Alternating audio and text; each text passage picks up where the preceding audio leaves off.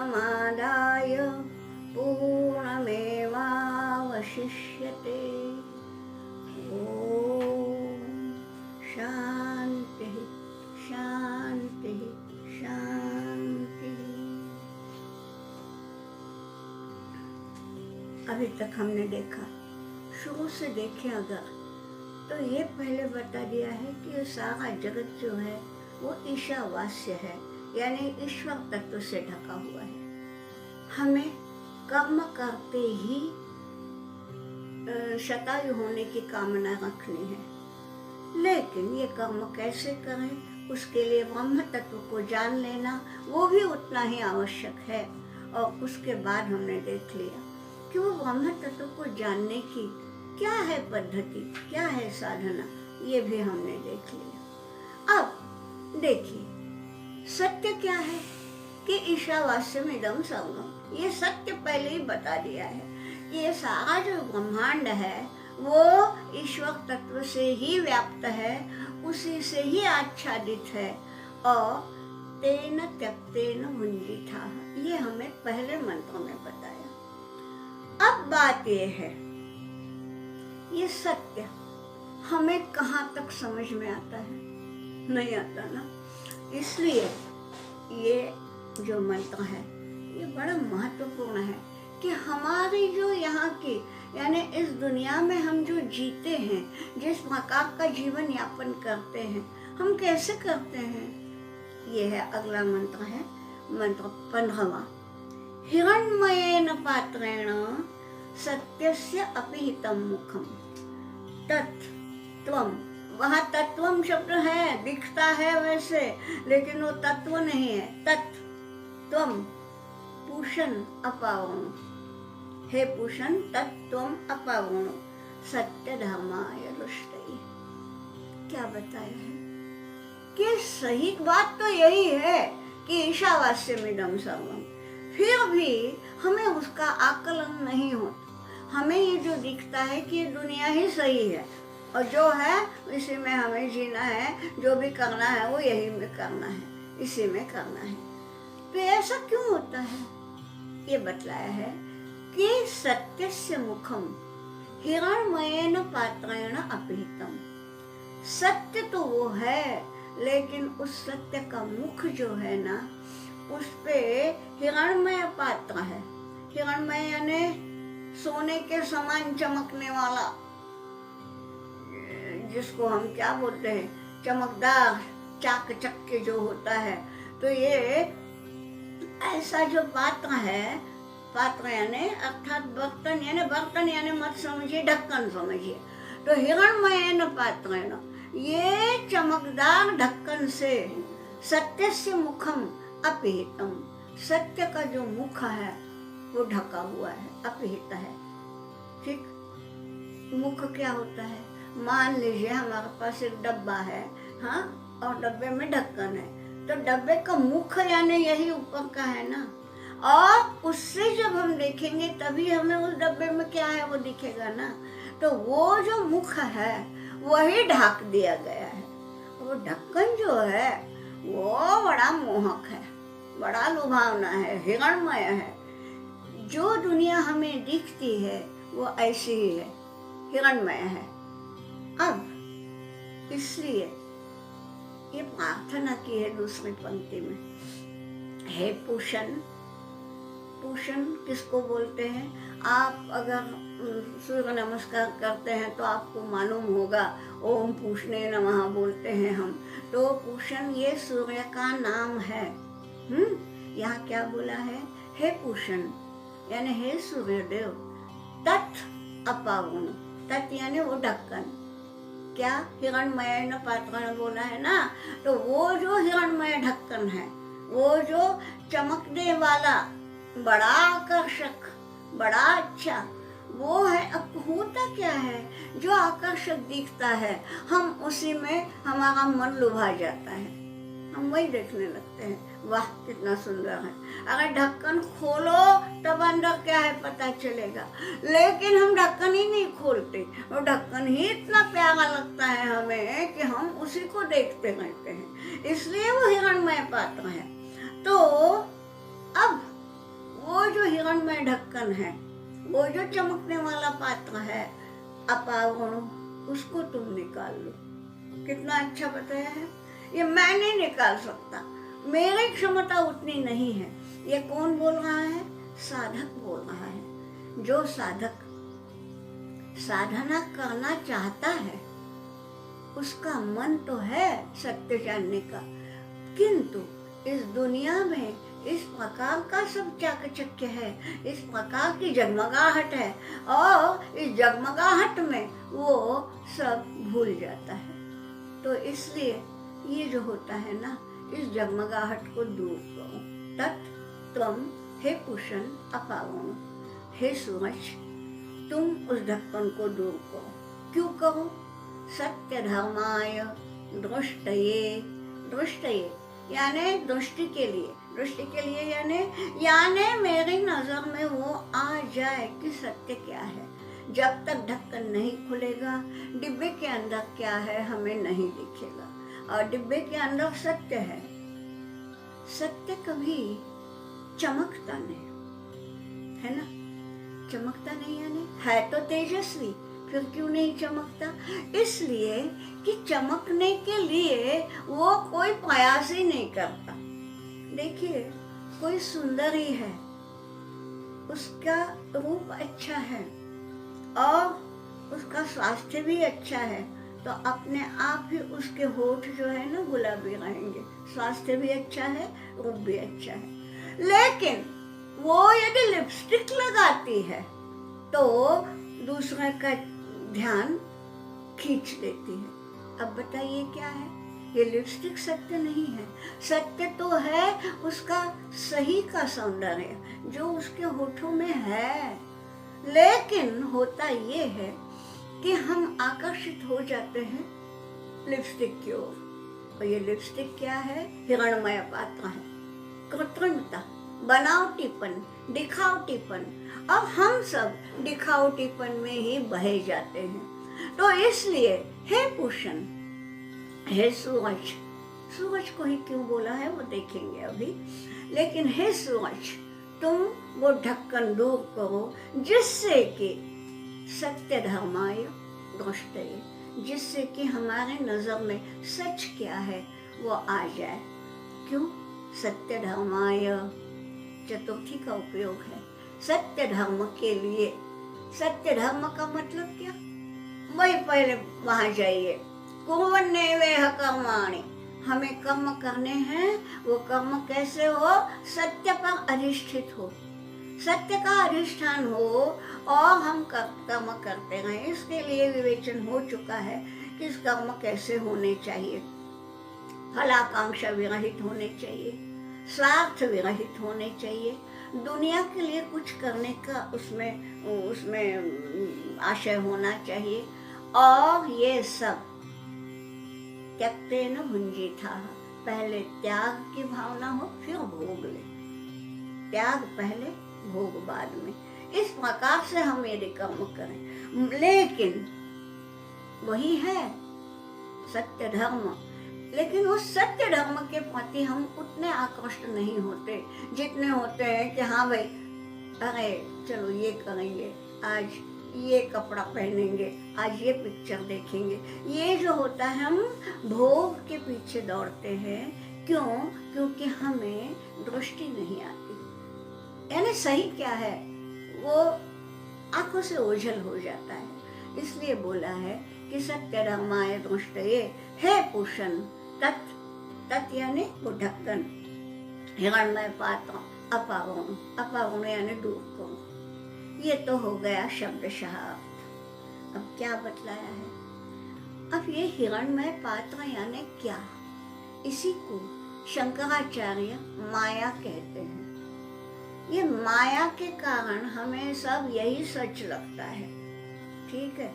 और जो अंतस तत्व है, जो भीतर का सही तत्व है, वहां तक नजर नहीं जाती।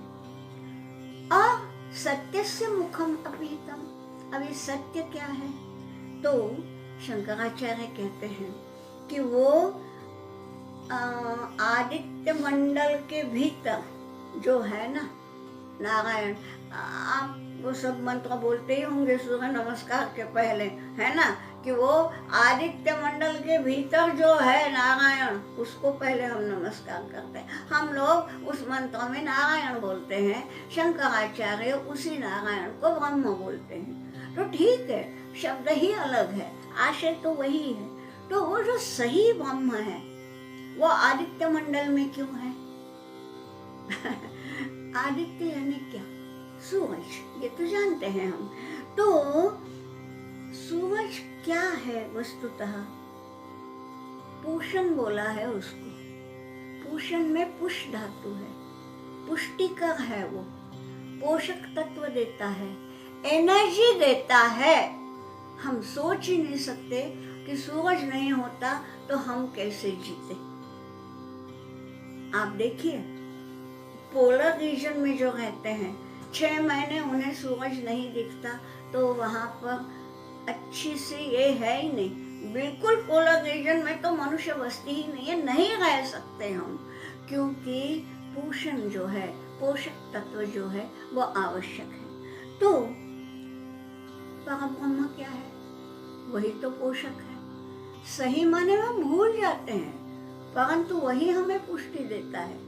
तो परब्रह्म जो है वही पोषण है, इसलिए पोषक तत्व के रूप में पोषण बोला गया है। ठीक। अब ये जो है ना, आपने नाम सुना होगा गोयनका जी का, उन्होंने भी इस पर लिखा है। उन्होंने कहा है कि सूर्य मंडल जो हमें दिखता है, माने हम दोपहर के सूरज का तो दर्शन नहीं कर सकते, किंतु जब सूर्योदय होता है या अस्तंगत होता है शाम का, सुबह सुबह का और शाम के सूरज का दर्शन हम कर लेते हैं। ठीक है। गोयनका जी का कहना है कि सत्य जो है ना वो उस सूर्य मंडल से भी परे है। उनके ये शब्द है कि सूर्य मंडल के परे जो है वही ब्रह्म है। ठीक। अब वो हमें कैसे दिखे? हम सही माने में सूरज को ही नहीं देख सकते। दोपहर के सूरज को देख सकते हैं भला? नहीं। तो वो जब हम सूरज को ही नहीं देख सकते तो उसके परे क्या है वो कैसे समझ ले? यहाँ गोयनका जी कहते हैं कि हे पूषण, तुम ही सौम्य बन जाओ ना, तुम्हारे भीतर तुम्हारे परे जो है उसका दर्शन करने दो ना, ये उनका कहना है। ठीक। और ये शंकराचार्य जैसा ही बापट शास्त्री है, जोग शास्त्री है, फड़के शास्त्री है, इन्होंने भी लिखा है इस पर। इन सब का वही अर्थ है कि सूर्य मंडल में, आदित्य मंडल में जो है उसी को पूषण कहा है। ठीक। अब इस पूषण को कहा गया है कि तुम वो हिरणमय पात्र जो है, यानी वो जो जगमगाने वाला जो ढक्कन है, उसको दूर करो, क्योंकि हमें सच जानने की आंतरिक इच्छा है। साधक की इच्छा तो है, लेकिन सामर्थ्य कम पड़ रहा है, और सामर्थ्य तभी बढ़ेगा जब पूषण उसमें साथ देगा। ठीक है। वैसे कोई अगर प्रातः स्मरण करता होगा तो आपको मालूम होगा कि उसमें यही लिखा है, प्रातः स्मरामि तत्सवितुर्वरेण्यम। हाँ, कैसा है कि रूपम ही मंडलम रुचोथ तनुर्यजूषी, कि जिसका जो मंडल है, मंडल यानी बाहर का भाग, वो रुख है यानी ऋग्वेद है, तनु यजूषी यानी उसकी जो तनु है, सूरज का भीतर का भाग जो है वो तनु है, वो है यजुर्वेद। उसका बाहर का भाग जो है, उसकी सीमा, वो है ऋग्वेद। और सामान्यस्य किरणाः, और जिसकी किरणें माने सामवेद है। ये जो हम सवेरे सवेरे करते हैं, मुझे मालूम नहीं कितने लोग करते हैं, परंतु ये प्रातः स्मरण होना चाहिए। यही तो है जो हमें पुष्टि देता है, इसीलिए उसको पूषण कहा गया है। क्या बतलाया है कि हे पूषण, तत् हिरणमय पात्रम अपावनु, और इसी के लिए अगला जो मंत्र है उसमें उसकी वही प्रार्थना आगे चलती है। प्रार्थना वही है, हे पूषण तत् हिरण्मयं पात्रं हिरण्मयेन पात्रेण सत्यस्यापिहितं मुखम। हाँ, एक जन ने, अभी तो नहीं लेकिन इसके पहले जब पांडिचेरी में बता रही थी, किसी ने पूछा कि आप सत्य से अपिहितम क्यों बोलती हैं, सत्य से पिहितम मुखम क्यों नहीं बोलती। एक बड़े अच्छे साधक थे पूना के, उन्होंने ये प्रश्न पूछा था। देखिए, जो संस्कृत जानते हैं वो पिहित माने ढका हुआ मानते हैं, पिधानम माने ढक्कन, ये भी शब्द है, ठीक है।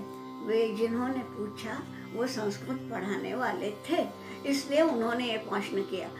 मुझे मालूम है अभी ये सब बताने की ज़रूरत भी नहीं है, लेकिन मैं ज़रूरत इसलिए समझती हूँ कि हो सकता है कोई संस्कृत के अगर प्राध्यापक हैं या प्राध्यापक या ये, तो उनके समझ में ये आएगा कि अरे हम तो पिधान पिहित शब्द करते हैं, अपिहितम क्यों बोला।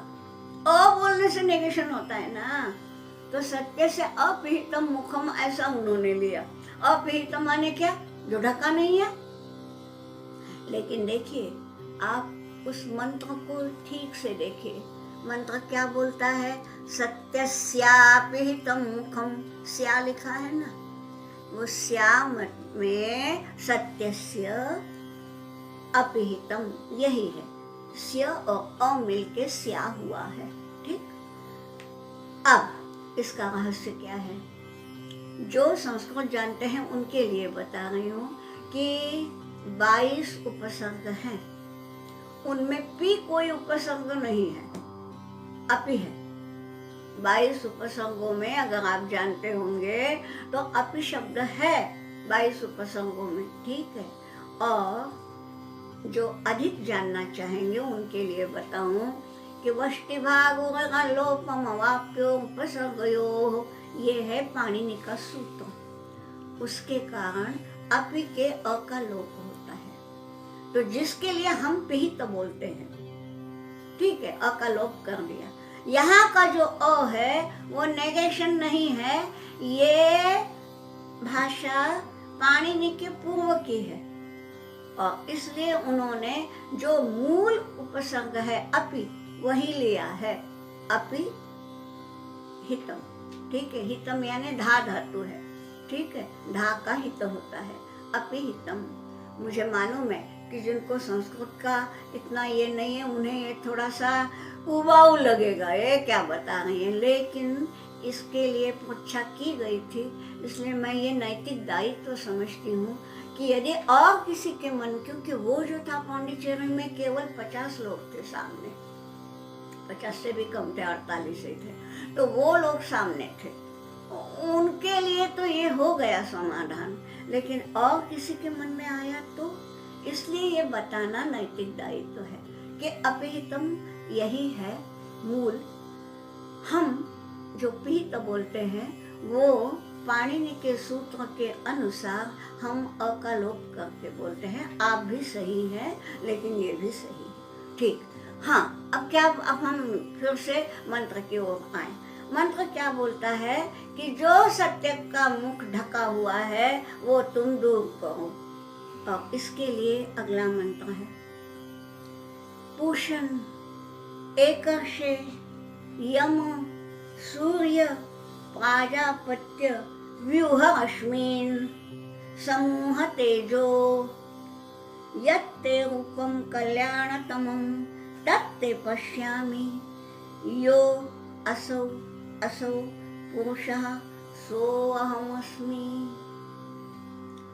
यहाँ मंत्र एक है किंतु वाक्य 2 है, हम देख लेंगे क्या है। पहले तो सारे के सारे संबोधन है, हे पूषण, यानी वही जो पहले मंत्र में आया वही, हे पूषण।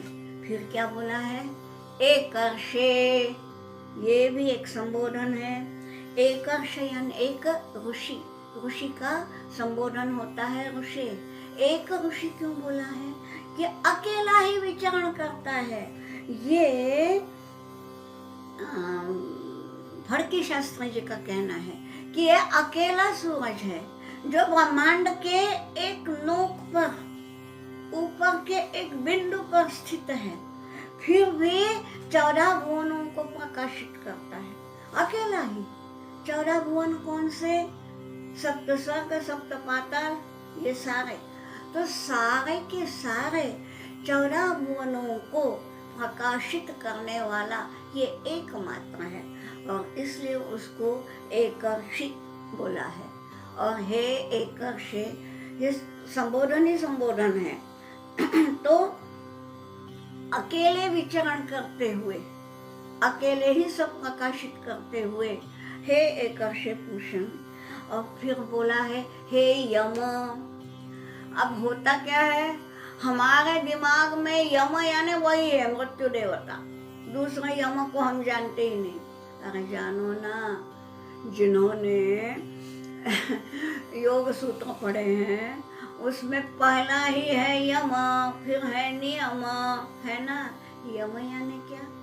यम एक धातु है, उसका अर्थ है संयम करना, नियंत्रण करना। और यम जो देवता है वो भी नियंत्रण ही करती है। अगर यम देवता मृत्यु के द्वारा नियंत्रण नहीं करती तो पता नहीं ये सारा ब्रह्मांड, ये सारी सृष्टि जो है ना डस्टबिन बन जाता, कोई मरता ही नहीं और नए नए जीव पैदा हो रहे हैं, फिर क्या होता। ये बात है। इसलिए यम का मतलब वही है।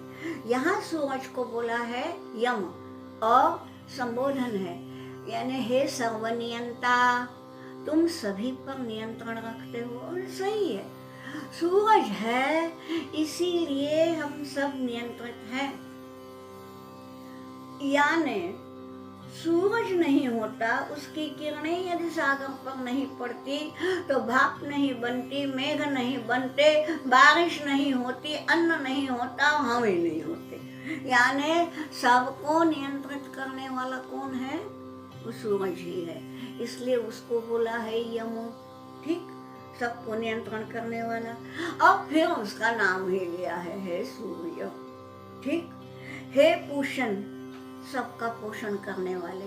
हे एकर्षे, अकेले विचरण करके सबको प्रकाशित करने वाले। हे यम, हे सर्वनियंता सूर्य। और हे प्राजापत्य, प्राजापत्य क्या? प्रजापति को अत्यंत प्रिय, उसको प्रजापत्य कहते हैं। प्रजापति कौन है? आपको मालूम है, प्रजापति हम ब्रह्मदेव को समझते हैं। वस्तुतः प्रजापति कैसे निर्माण हुए? ब्रह्मदेव। अगर वो पद्मनाभ है, वो विष्णु के मन में आया। विष्णु बोलो, ब्रह्म बोलो, एक ही बात है कि एको हम बहुश्याम प्रजायेय, इसलिए उसने वो प्रजापति को निर्माण किया है, ठीक। तो उस प्रजापति को यानी उस ब्रह्मदेव को या प्रजा को निर्माण करने वाले आदि तत्व को, तो जो आदि तत्व को प्रिय है वो सूर्य। क्यों इतने विशेषण दिए हैं? इतने विशेषणों से क्यों संबोधित किया है? सोचिए, सूरज जो है ना वो तेज तो है ही, ऊर्जा तो है ही, प्रकाश तो है ही, पोषण तत्व तो है ही, किंतु इससे परे एक बात है कि या ब्रह्म का जो पहला प्रस्फुरण, पहली अभिव्यक्ति या पहला आविष्कार जो है, एक है नादमय आविष्कार। नादमय आविष्कार क्या है ब्रह्म का? ओंकार। ओम, ये जो हुआ ये पहला नाद है, ये नाद पहला आविष्कार है, ये हुआ नादमय। लेकिन उस ब्रह्म का रूपमय आविष्कार क्या है? ये पहला रूपमय आविष्कार जो है वो हिरण्यगर्भ है, और हिरण्यगर्भ यानी रूपमय सूर्य है। इसलिए सूरज को यहाँ इतना बोला है। तो ये ब्रह्म तत्व का पहला आविष्कार है तेज का, इसलिए यहाँ उसको बोला है तुम प्राजापत्य हो, तुम यम हो, इत्यादि इत्यादि। ठीक है, अब इतने सारे संबोधनों से, इतने सारे विशेषणों से संबोधित करके उसको प्रार्थना क्या की गई है? व्यूह रश्मीन, तुम्हारे रश्मियों को, रश्मि यानी किरण, ठीक, तुम उन किरणों को व्यूह, व्यूह यानी क्या बोलेंगे हम, समारोह, मतलब मराठी में बोलना है तो आवरूंगे, तो वो कैसे बोलेंगे हिंदी में, यानी अपने उन किरणों को समेट लो। ठीक, तो रश्मीन व्यूह, क्यों भाई रश्मियों को क्यों समेटना है? इसलिए समेटना है कि उन रश्मियों के कारण हमारी जो दृष्टि है, अगर हमारी सीमित दृष्टि है जी, कहाँ तक जाती है? तो हमारी दृष्टि चांद जाती है, चुंदिया जाती है, हम नहीं देख पाते। इसलिए तुम अपने उस अति तेजस्वी किरणों को थोड़ा सा समेट लो ना, व्यूह रश्मीन। फिर क्या बोला है? समूह तेजो, अपना तेज जो है, हाँ देखिए मंत्र जो लिखा है उसमें समूह ऊपर है, तेजो नीचे आया है, ऐसा ही होगा ना मंत्र, हाँ, लेकिन वो समझने के लिए तेजो पहले लेना, तेज समूह, तुम अपने तेज को थोड़ा सा कम करो ना, समूह थोड़ा सा कम करो, यानी क्यों? क्योंकि तुम्हारा तेज हमारी क्षमता के बाहर है।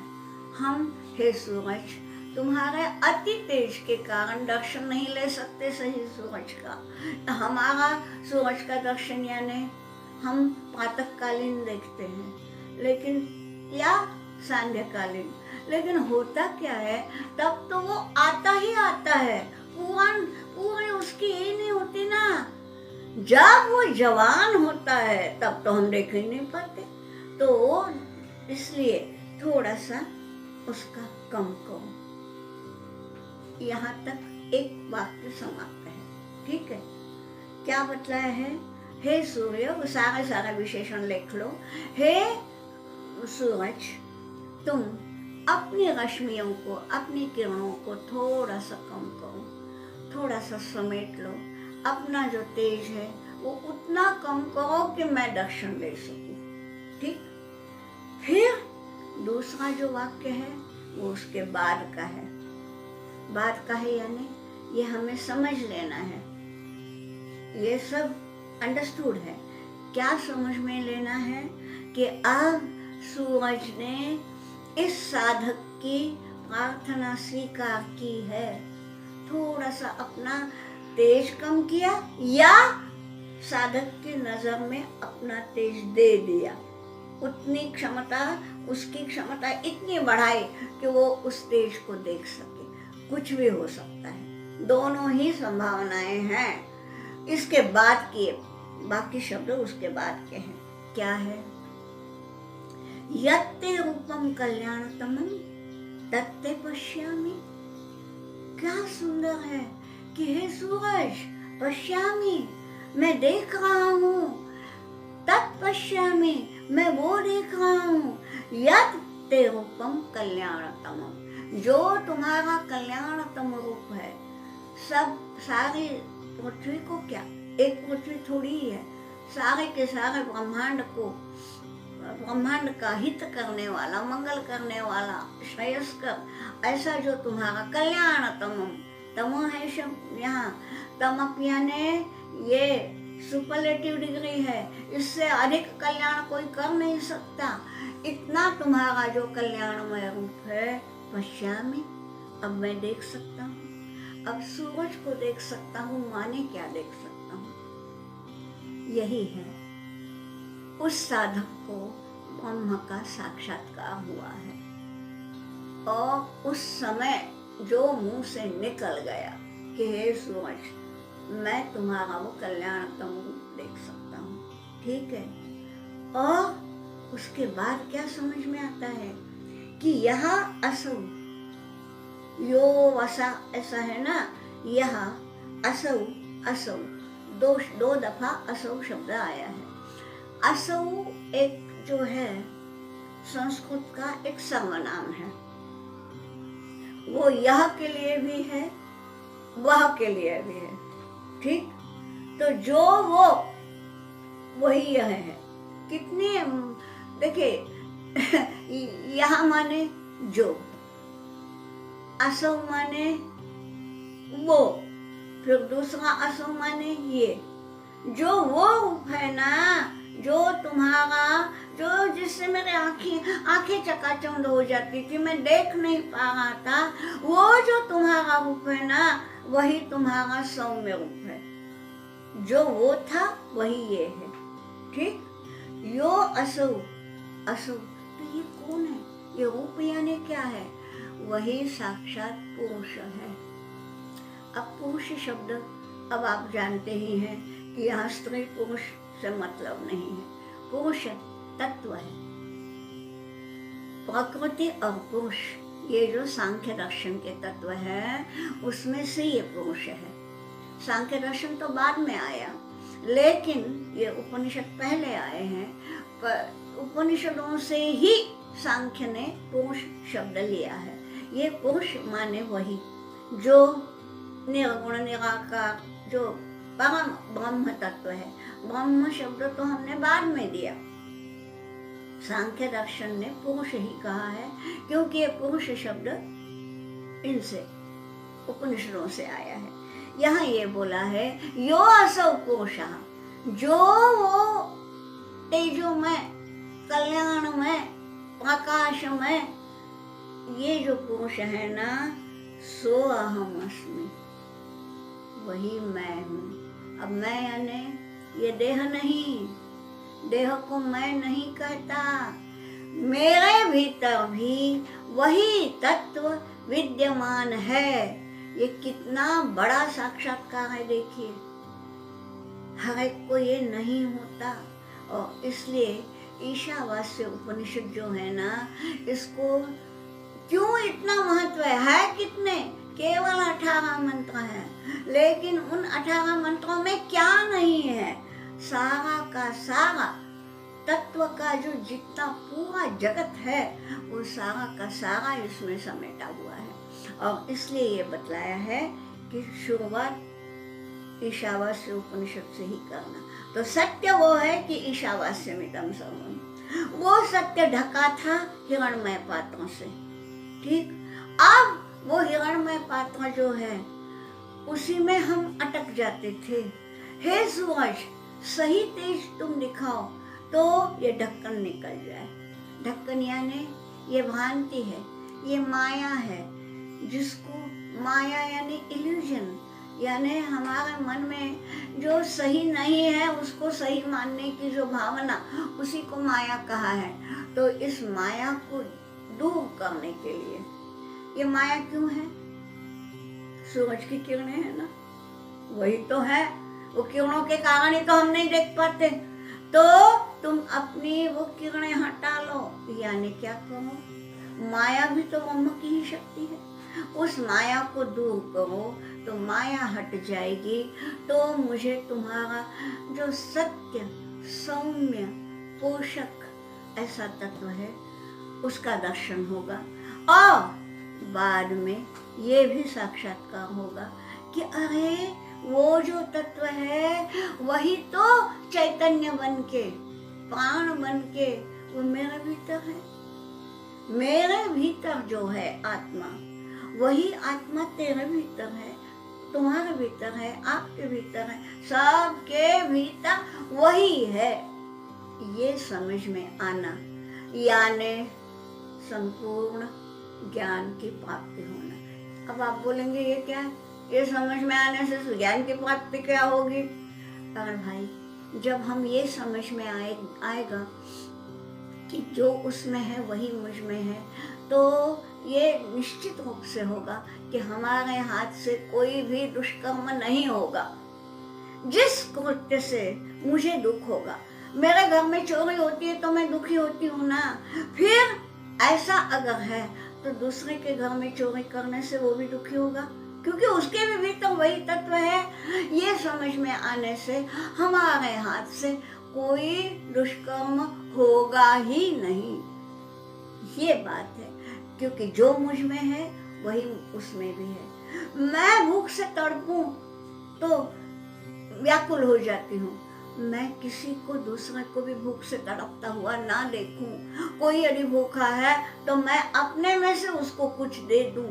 ये तभी होगा जब हमारे मन में ये भावना जगेगी कि जो चैतन्य उसमें है वही तो मुझ में है, और वही तो मूल उसका है। जो चैतन्य है वो सब मूलतया यो असौ पुरुषः सो अहम अस्मि।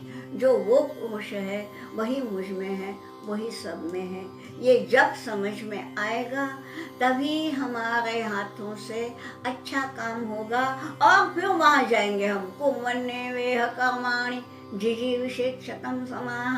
यहाँ हम तब जाएंगे जब हमारे भीतर ये भावना जगेगी। इसलिए ये मंत्र है। तो यहाँ ये बताया है, शुरू में सत्य बताया, सत्य को जानने के लिए साधना बताई। तो साधना होते हुए भी देखिए, सभी की साधना फलित होती ही है ऐसा नहीं। उस साधना को फलित होने के लिए ईश्वर की कृपा आवश्यक है। इसलिए यहाँ इन 2 मंत्रों में उस ईश्वर की प्रार्थना की है। हम साधना करेंगे, लेकिन वो साधना करने के लिए, इस साधना को फलद्रूप करने के लिए, हे पूषण, तुम्हारी कृपा आवश्यक है। जब तक तुम ये अज्ञान का पटल हमारे से दूर नहीं करते, तब तक हमारी साधना नहीं न फलद्रूप होगी। और ये तुम्हारे ही हाथ में है। गीता जी में भी यही बतलाया है, दैवम चैवात्र पंचमम। 4 जो पहले बताए हैं वो कर्म हमारे हाथ में है। अधिष्ठानम तथा कर्ता कारणम च पृथक विधम विविधाश्च पृथक चेष्टा दैवम चैवात्र पंचमम। तो ये हम इतना जो है वो हमारे हाथ में है, अधिष्ठान, कर्ता, करण इत्यादि। लेकिन उसको सफल करने के लिए दैव बोला है।